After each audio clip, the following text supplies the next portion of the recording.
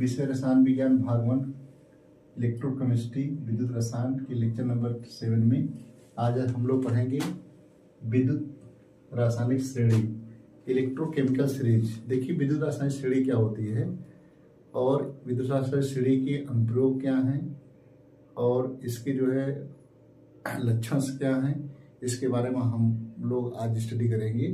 तो देखिए विद्युत रासायनिक श्रेणी किसे कहते हैं? किसी भी धातु के इलेक्ट्रोड विभवों को क्रम से रखने पर जो सीरीज प्राप्त होती है उसे हम क्या कहते हैं? विद्युत रासायनिक श्रेणी कहते हैं। यानी धातु के इलेक्ट्रोड विभव जो ज्ञात हैं उनको हम घटते चाहे बढ़ते क्रम में रखते हैं, तो जो एक क्रम प्राप्त होता है उसे हम क्या बोलते हैं? विद्युत रासायनिक श्रेणी कहते हैं। ठीक है, जैसे हम परिभाषा के रूप में लिख सकते हैं कि धातु की इलेक्ट्रोड विभवों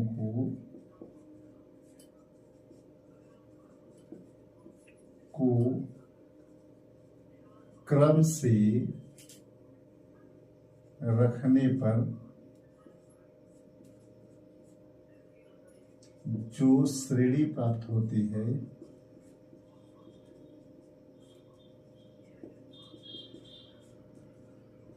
है उसे वैद्युत रासायनिक श्रेणी कहते हैं। ठीक है, यानी किसी भी धातु के जो इलेक्ट्रोड विभव हैं भिन्न धातुओं के, उन धातुओं के इलेक्ट्रोड विभवों को क्रम से रखने पर जो सीरीज प्राप्त होती है उसे हम क्या कहते हैं? विद्युत रासायनिक श्रेणी कहते हैं। जैसे देखिए यहाँ पर एक चार्ट बना हुआ है, इसमें भिन्न भिन्न धातुएं दिए गए हैं। चार्ट में धातु, आयन, धातु और इलेक्ट्रोड विभव के दिए गए हैं। जैसे लिथियम है, लिथियम आयन है, एक्वस मीडियम में 1 इलेक्ट्रॉन, ये लिथियम बदला साइड में। पोटेशियम है, पोटेशियम आयन एक्वस मीडियम, ये +1 इलेक्ट्रॉन, ये पोटेशियम आयन। इस तरह से देखिए सभी धातुएं के लिथियम है, पोटेशियम है, बेरियम है, स्ट्रांसियम है, कैल्शियम है, सोडियम है, मैग्नीशियम है, एल्यूमिनियम है, मैग्नीज है, जिंक है, आयरन है, कोबाल्ट है, लेड है, आयोडीन है, कॉपर है, मरकरी है, सिल्वर है। इस तरह से ये धातुओं की जो है यहाँ पर एकदम से लिखे गए हैं ये अपक्रिया इनकी, और यहाँ पर इलेक्ट्रोड विभव दिए गए हैं। तो ये जिन धातुओं के जैसे लिथियम धातु है इसका इलेक्ट्रोड विभव यहाँ पर दिया गया है, तो इससे जो क्रम से रखे गए हैं, यानी क्या होता है ऊपर से क्या होता है नीचे जाने पर क्या होता है इनका इलेक्ट्रोड विभव क्रमशः बढ़ता है, अर्थात उनको बढ़ते क्रम में रखा गया है। तो ये क्रम से जो रखी गई इसी चीज को हम क्या बोलते हैं? विद्युत रासायनिक श्रेणी कहते हैं। अर्थात भिन्न भिन्न धातुओं की इलेक्ट्रोड विभवों को क्रम से रखने पर जो सीरीज प्राप्त होती है यानी श्रेणी जो प्राप्त होती है उस श्रेणी को हम क्या बोलते हैं? विद्युत रासायनिक श्रेणी कहते हैं। ठीक है, तो विद्युत रासायनिक श्रेणी में देखिए धातुएं क्या होते हैं? क्रम से रखे गए हैं इस तरह से। इसमें देखिए जो धातुएं क्या होती है विद्युत रासायनिक श्रेणी में ऊपर होती हैं, जैसे यह धातु क्या होता है लिथियम में सबसे ऊपर है, तो यह जो है प्रबल अपचायक होता है, प्रबल अपचायक धातु है। ठीक है, और जो धातुएं क्या होती हैं प्रबल अपचायक होती हैं वह विद्युत रासायनिक श्रेणी में सबसे ऊपर होती हैं। ठीक है, और उनका जो इलेक्ट्रोड विभव होता है वह उतना ही अधिक ऋणात्मक होता है। यानी जिस धातु का इलेक्ट्रोड विभव जितना ही अधिक ऋणात्मक होता है वह धातु उतना ही प्रबल अपचायक होता है और उसका स्थान श्रेणी में उतना ही ऊपर होता है। जो धातुएं जितना ही प्रबल अपचायक होती हैं अर्थात श्रेणी में जो धातुएं जितनी ही ऊपर होती हैं वह उतनी ही क्या होती है? सक्रिय होती हैं, एक्टिव मेटल होती हैं, यानी कि अधिक क्रियाशील होती हैं। ठीक है, तो इस तरह से अगर हम देखें तो ऊपर से नीचे सबसे क्रियाशील यहाँ लिथियम है। अगर लिथियम और यहाँ जो है नीचे सिल्वर में हम तुलना करें तो देखेंगे लिथियम क्या होता है? सबसे सक्रिय है और सिल्वर क्या होता है? सबसे कम सक्रिय है। ठीक है, यानी ऊपर से नीचे जाने पर धातु की सक्रियता क्रमशः क्या होती है? घटती है। ठीक है, अभी इसमें लक्षण के बारे में हम इसमें पढ़ेंगे। तो देखिए ये विद्युत रासायनिक श्रेणी की प्रमुख लक्षण क्या है इसको देख लेते हैं। वैद्युत रासायनिक श्रेणी की प्रमुख लक्षण।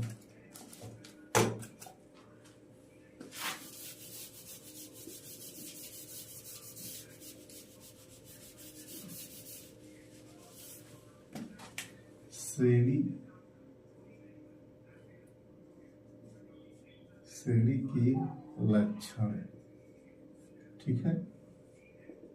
देखिए विद्युत रासायनिक श्रेणी के लक्षण क्या है, इसमें प्रमुख नंबर 1 है कि विद्युत रासायनिक श्रेणी में किसी धातु का इलेक्ट्रोड विभव अगर ऋणात्मक है, यानी जैसे जिंक है, ये जिंक Zn आयन, अगर यह इसका इलेक्ट्रोड विभव मान लीजिए -0.76 वोल्ट है, ऋणात्मक है, इसका मतलब यह प्रदर्शित करता है कि यह धातु जो है, जब हम मानक इलेक्ट्रोड की परिस्थितियों में अर्थात मानक हाइड्रोजन इलेक्ट्रोड से जोड़ते हैं, तो यह क्या होता है कि यह जिंक का जो इलेक्ट्रोड है वह क्या होता है कि ऋण का काम करता है, ठीक है।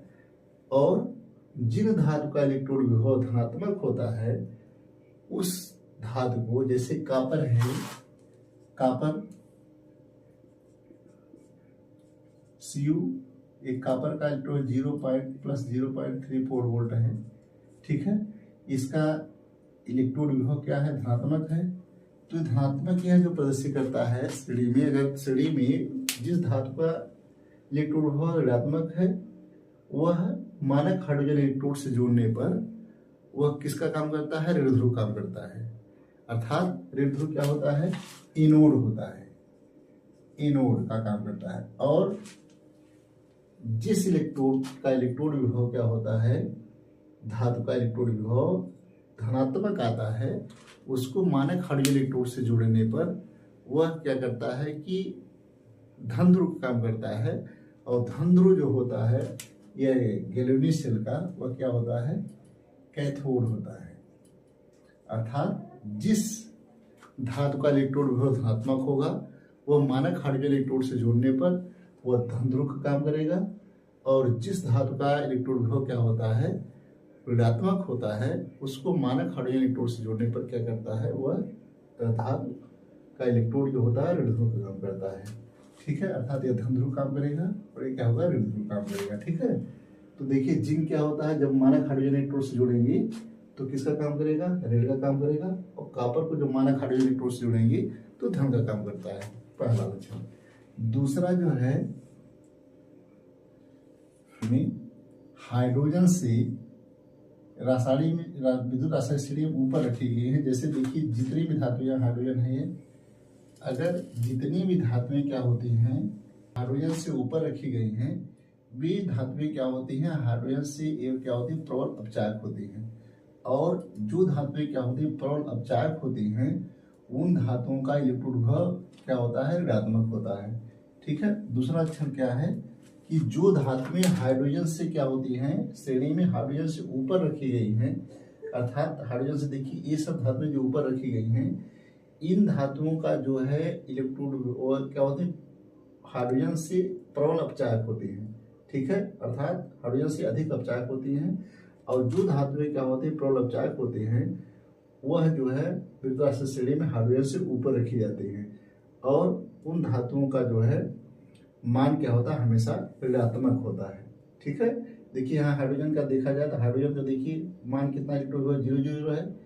और चूंकि क्या होता है, हाइड्रोजन से ऊपर जितनी भी धातुएं हैं सबके यहाँ प्रबल अपचायक हैं, यानी हाइड्रोजन से प्रबल अपचायक होती हैं। और जो प्रबल अपचायक होती हैं उनकी जो इलेक्ट्रॉन विभव क्या होते हैं, हमेशा क्या ऋणात्मक होते हैं। यानी जितनी भी धातुएं क्या हाइड्रोजन से ऊपर रखी हैं, सबके इलेक्ट्रॉन विभव क्या होते हैं, ऋणात्मक होते हैं, ठीक है। तो दूसरा यह है कि जो धातुएं हाइड्रोजन से ऊपर होती हैं, वह धातुएं क्या होती हैं, प्रबल अपचायक होती हैं। और जो धातुएं प्रबल अपचायक होती हैं, उनका इलेक्ट्रॉन विभव क्या होता है, ऋणात्मक होता है, ठीक है। तीसरा देखिए, जो धातुएं हाइड्रोजन से नीचे होती हैं, यानी हाइड्रोजन से नीचे होती हैं, वे क्या होती हैं, दुर्बल अपचायक होती हैं, ठीक है। और उनको जो है, उन धातुओं को हाइड्रोजन से क्या होता है, नीचे रखा जाता है। तीसरा क्या है, जो धातुएं हाइड्रोजन से दुर्बल अपचायक होती हैं, वह क्या होती है, उनका स्थान जो होता है श्रेणी में हाइड्रोजन से नीचे होता है। और जो धातुएं हाइड्रोजन से नीचे होती हैं उनका इलेक्ट्रॉन विभव क्या होता है, धनात्मक होता है, अर्थात उनका इलेक्ट्रॉन विभव धन प्लस में होता है। इस तरह से इनकी जो 3 विद्युत श्रेणी के लक्षण हैं कि पहला लक्षण क्या, पुनः देख लीजिए कि किसी धातु का जो है अगर इलेक्ट्रॉन विभव ऋणात्मक है तो वह धातु मानक हाइड्रोजन इलेक्ट्रोड से जोड़ने पर वह क्या होता है, ऋण ध्रुव का काम करता है। और जिस धातु का इलेक्ट्रोड विभव क्या होता है, धनात्मक होता है, उसको मानक परिस्थितियों में मानक हाइड्रोजन इलेक्ट्रोड से जोड़ने पर वो क्या करता है, धन ध्रुव का काम करता है, अर्थात कैथोड काम करता है। जैसे देखिए जिंक है, ये जिंक का इलेक्ट्रोड विभव माइनस इतना वोल्ट दिया, 76 वोल्ट दिया गया है। तो जब इसको हम हाइड्रोजन से जोड़ेंगे तो किसका काम करेगा, एनोड काम करेगा, अर्थात ऋण ध्रुव काम करेगा। और कॉपर का इलेक्ट्रोड जो विभव कितना है, +34 वोल्ट है। तो यह जब इसको हम हाइड्रोजन से जोड़ेंगे तो यह जो है कैथोड काम करेगा, अर्थात धन ध्रुव काम करेगा। ठीक है। दूसरा क्या है, जो धातुएं क्या होती हैं, हाइड्रोजन जिसका स्थान श्रेणी में, विद्युत श्रेणी में हाइड्रोजन से ऊपर होती हैं, वे सभी धातुएं क्या होती हैं, हाइड्रोजन से प्रबल अपचायक होती हैं।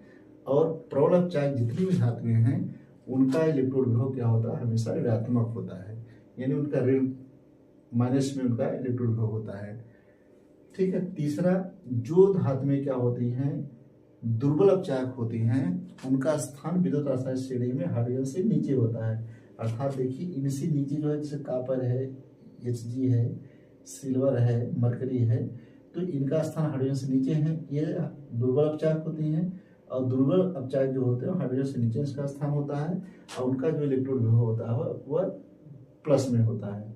ठीक है। तो इससे मान लीजिए ए बी सी डी 4 धातुएं हैं।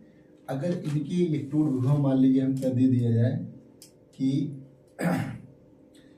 +0.34 वोल्ट है, इसका जो है -0.80 वोल्ट है, इसका अगर दिया जाए 1+1.14 वोल्ट है, और इसका दे दिया जाए -0.76 वोल्ट है। ठीक है। तो अगर कहा जाए कि इनको जो है, इन धातुओं को अपचायक क्षमता के बढ़ते क्रम में लिखिए। जो प्रबल अपचायक क्षमता किसमें, अपचायक क्षमता बढ़ने का क्रम में अगर लिखना है इसको, तो जो धातु देखिए प्रबल अपचायक कौन होंगी, जिन धातुओं का इलेक्ट्रॉन विभव क्या होता है, ज्यादा ऋणात्मक होगा वह प्रबल अपचायक होंगी, और जो जिन धातुओं का जो है इलेक्ट्रॉन विभव कम ऋणात्मक होगा वह दुर्बल अपचायक होंगी। जैसे अगर इसमें देखें तो सबसे ज्यादा ऋणात्मक कौन है, ये बी है। ठीक है, क्योंकि 0.8 दिया गया है। ठीक है, ऋणात्मक। इसके बाद किसका ऋणात्मक है, सॉरी ए, हाँ ये बी है, प्रबल हो गया। इसके बाद फिर क्या होता है आपका डी है। ठीक है, इसके बाद फिर क्या है आपका डी के बाद फिर कितना हो जाएगा आपका जो ए हो जाएगा पॉजिटिव में, तो ए। ठीक, इसके बाद फिर क्या होता है आपका सी। ठीक है, यानी सबसे प्रबल अपचायक कौन है, बी है, इसके बाद डी है, इसके बाद ए है, इसके बाद सी है।